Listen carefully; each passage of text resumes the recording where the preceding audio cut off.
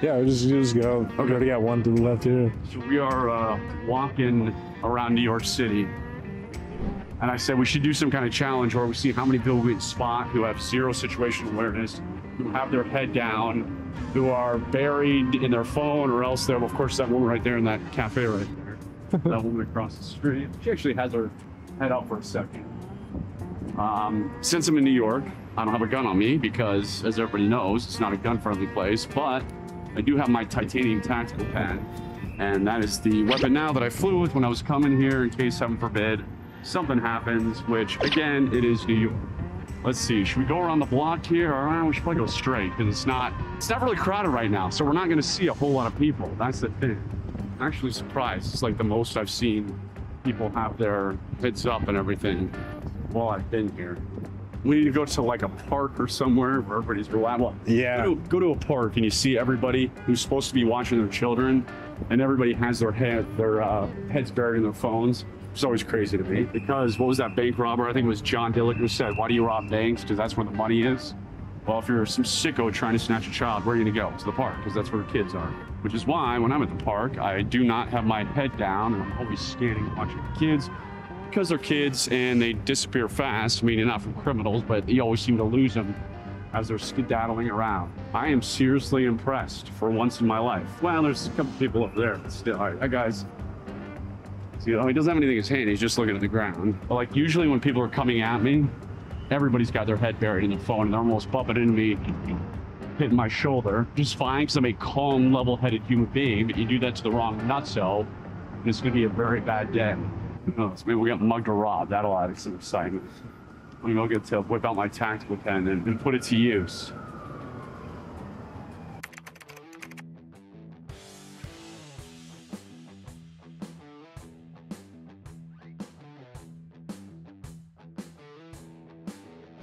All right, we're headed to Millennium Park now. We're gonna just do a quick situational awareness check, see who's got their head down, see who's paying attention, who's buried in their cell phones and has no idea what's going on around them, which is unfortunately most of the people in New York City. Somebody asked me, said, "Hey, you know, do you know this restaurant?" And I said, when I'm in New York, the restaurant I go to is the one that I can walk to the quickest from my hotel. That is pretty much how I judge restaurants. So I'm just going to get a quick bite to eat, to go back to work or do whatever I'm doing. Of course, people sitting down, all the time when people are sitting down, they're staring at their phone.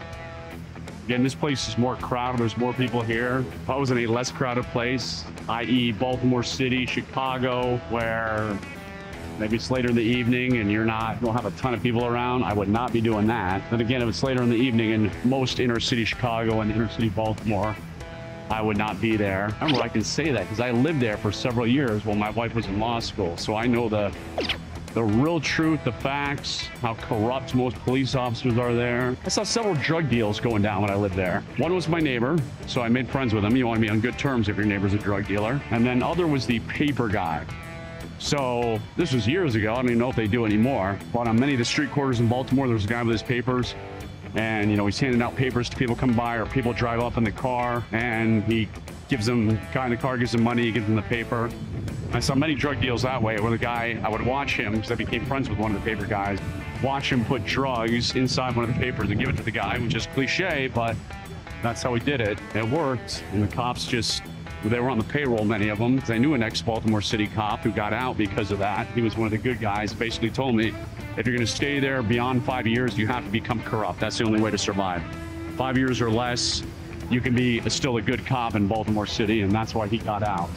Gotta remember with kids too, is like I see this guy and he's got his kid and he's carrying his kid in one hand, he's got his phone in the other one, which means you have no hands free, very vulnerable. Being that I have 6 kids, I'm very aware of that. If I'm carrying one of my kids, which still happens quite often because they're young, I'll have them in my left hand and then I got my right hand free to, again, draw my gun, draw my tactical pen, draw my knife, fend off somebody empty hands, if it came to the worst, which hopefully it would not come to the worst.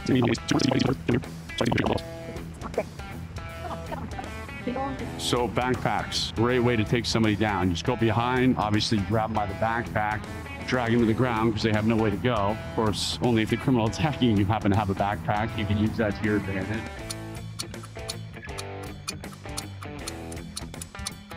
All right, we got this guy in the green shoes coming at us. Not paying attention to what's going on.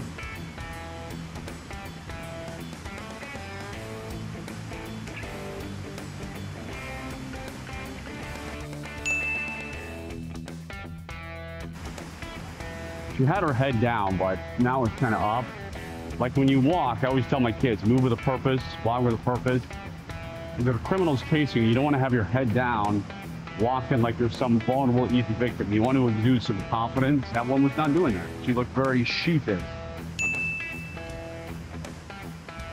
Got these two people lying here. All right, action. You distract them, I'll pick their pockets. Let's do this. So let's get some dinner for free tonight. There was that lady behind us. She's walking her dogs, just looking at her phone. Talk about real distraction. She popped her head up, so I don't know if you're doing it. I see that part too often. I'm still shocked at how few people have their... All right, so we got people right in front of us. Another one.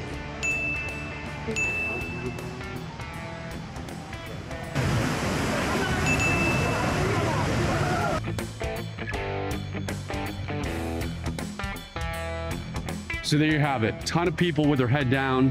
I've said it a million times. I'm gonna say it a million more times. Is criminals case people. If you have your head up, if you're looking around, if you make eye contact with that person, they're gonna skip you. They're gonna go to the other 100 people who have their head buried in their phone or their laptop and don't see anything coming. So have your head up. It's not that hard to make sure you don't become a victim these days.